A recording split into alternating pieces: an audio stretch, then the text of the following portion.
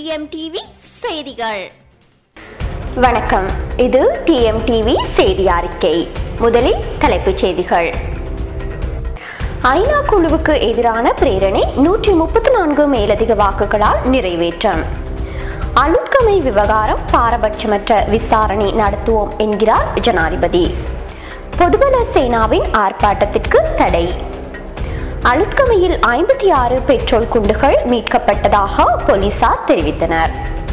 125 million ரூபாய் பெறுமதியான சிகரெட்டுகள் பறிமுதல். அளுத்கமை சம்பவத்துக்கு எதிராக சம உரிமை இயக்கம் ஆர்ப்பாட்டம். இனி விரிவான செய்திகள். இலங்கைக்கு எதிரான யுத்த குற்றச்சாட்டுகள் தொடர்பில் ஐக்கிய நாடுகள் சபையினால் நியமிக்கப்பட்டுள்ள விசாரணை குழுவை இலங்கைக்குள் அனுமதிக்கப் போவதில்லை என்ற பிரேரணை 134 மேலதிக வாக்குகளினால் நாடாளுமன்றத்தில் நிறைவேற்றப்பட்டது. இலங்கையில் யுத்தம் இடம்பெற்ற காலத்தில் மனித உரிமைகள் மற்றும் பொறுப்பு கூற வேண்டிய பிரச்சினைகளை விசாரிக்க மனித உரிமைகளுக்கான உயர்ஸ்தானிகர் அலுவலகத்தினால் குழு ஒன்று நியமிக்கப்பட்டது. அக்குழுவை இலங்கைக்குள் அனுமதிக்க கூடாது என்று ஆளும் ஐக்கிய மக்கள் சுதந்திர முன்னணியை சேர்ந்த நாடாளுமன்ற உறுப்பினர்கள் 9 பேர் பிரேரணை ஒன்றை சமர்ப்பித்திருந்தனர். இதன் பிரகாரம் பிரேரணை மீதான விவாதம் கடந்த 2 நாட்களாக நடைபெற்றது. விவாதத்தின் பின்னர் பிரேரணை இன்று மாலை 6:30 மணிக்கு வாக்கெடுப்புக்கு விடப்பட்டது.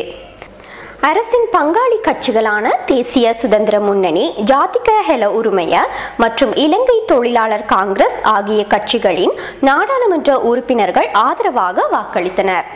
பிரதான எதிர்க்கட்சியான ஐக்கிய தேசிய கட்சி வாக்களிப்பில் கலந்து கொள்ளவில்லை. மக்கள் விடுதலை முன்னணி வெளிநடப்பு செய்தது. தமிழ் தேசிய கூட்டமைப்பு நாடாளுமன்ற உறுப்பினர்கள் 10 பேர் பிரேரணைக்கு எதிராக வாக்களித்தனர். 33 உறுப்பினர்கள் அவைக்கு சமூகம் அளிக்கவில்லை. இதன் பிரகாரம் பிரேரணைக்கு ஆதரவாக 134 வாக்குகளும் எதிராக 10 வாக்குகளும் கிடைத்தன. அளுத்கமை பேருவளை உள்ளிட்ட பகுதிகளில் இடம்பெற்ற சம்பவங்கள் தொடர்பில் பாரபட்சமற்ற விசாரணையை நடத்துவோம் என்று ஜனாதிபதி மஹிந்த ராஜபக்ஷ தெரிவித்தார். களுத்துறை மாவட்ட செயலகத்தில் நடைபெற்ற விசேட கூட்டத்திலேயே அவர் மேற்கண்டவாறு தெரிவித்துள்ளார்.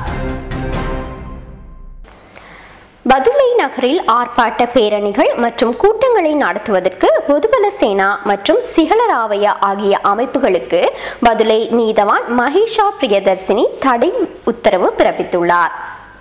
இவ்விரு அமைப்புகளும் பதுளை நகரில் ஊர்வலங்கள் செல்ல முற்படுவதாக உதவி போலீஸ் அத்தியட்சகர் ஜயந்த புஷ்பகுமாரவினால் நீதிமன்றத்தின் கவனத்துக்கு கொண்டு செல்லப்பட்டதை அடுத்தே இந்த தடை உத்தரவு பிறப்பிக்கப்பட்டது. அளுத்கமையில் பெட்ரோல் குண்டுகள் 56 உட்பட தாக்குதல் நடத்துவதற்கு தயார் நிலையில் வைக்கப்பட்டிருந்த ஆயுதங்கள் சிலவும் மீட்கப்பட்டுள்ளதாக அளுத்கமை போலீசார் தெரிவித்தனர். இந்த ஆயுதங்களுடன் சந்தேகத்தின் பேரில் 2 கைது செய்துள்ளதாகவும் போலீசார் தெரிவித்தனர். கைப்பற்றப்பட்ட ஆயுதங்களில் அலவாங்கு, கோடரை, துப்பாக்கி வடிவிலான இரும்பு கம்பிகள் 2 அடங்குவதாக போலீசார் தெரிவித்தனர். துபாய் நாட்டில் இருந்து இறக்குமதி செய்யப்பட்ட 125 மில்லியன் ரூபாய் பெறுமதியான ஒரு கொள்கலன் சிகரெட்டுகளை சுங்க வருவாய் பணியக அதிகாரிகள் கைப்பற்றியுள்ளனர். மே மாதம் 5ஆம் தேதி துபாயில் இருந்து இறக்குமதி செய்யப்பட்ட குறித்த கொள்கலனை சந்தேகத்தின் பேரில் இன்று புதன்கிழமை சோதனையிட்ட போதே இச்சிகரெட்டுகள் கைப்பற்றப்பட்டதாக அதிகாரிகள் தெரிவித்தனர். அளுத்கமையில் கடந்த ஞாயிற்றுக்கிழமை இடம்பெற்ற வன் செயல்களுக்கு எதிர்ப்பு தெரிவிக்கும் வகையில் சம உரிமை இயக்கம் கொழும்பு கோட்டை புகையிரத நிலையத்துக்கு முன்பாக இன்று புதன்கிழமை ஆர்ப்பாட்டம் ஒன்றில் ஈடுபட்டது.